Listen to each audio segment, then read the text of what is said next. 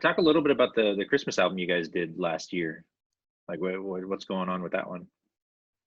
Yeah, so it started a few years ago. Like we did a couple of Christmas EPs, and I really always had on my heart to take the classic Christmas carols and keep the melody exactly the same, but just put some really crazy arrangements underneath and some really like fresh, modern sounding arrangements.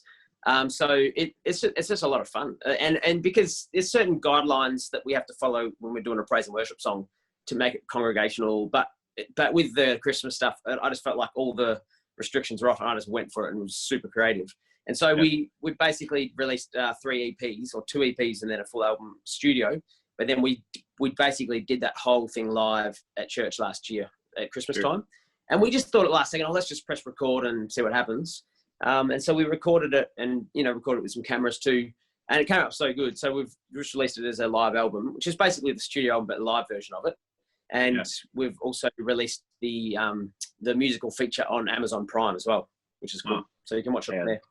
That's really neat. Those of you that are listening or watching that you haven't listened to their Christmas album, you really need to. At my church, we did your guys' version of Hark last year for our Christmas program.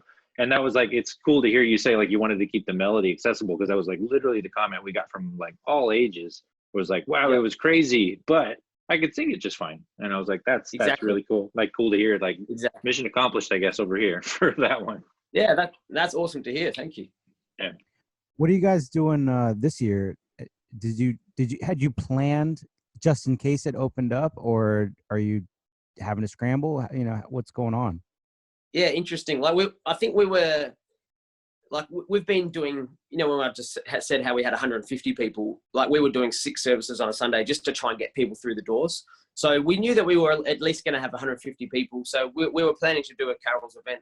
But now we don't have to do 150 per service. So we're going to do 4 services, and we're still planning a cool carol event. But this year, instead of just doing pure Christmas carols, we're going to do some medleys of like praise and worship songs interweaved between the carols. So I've even done like a few mashups. So over one of our praise songs, we actually come in with Hark the Herald Angels Sing.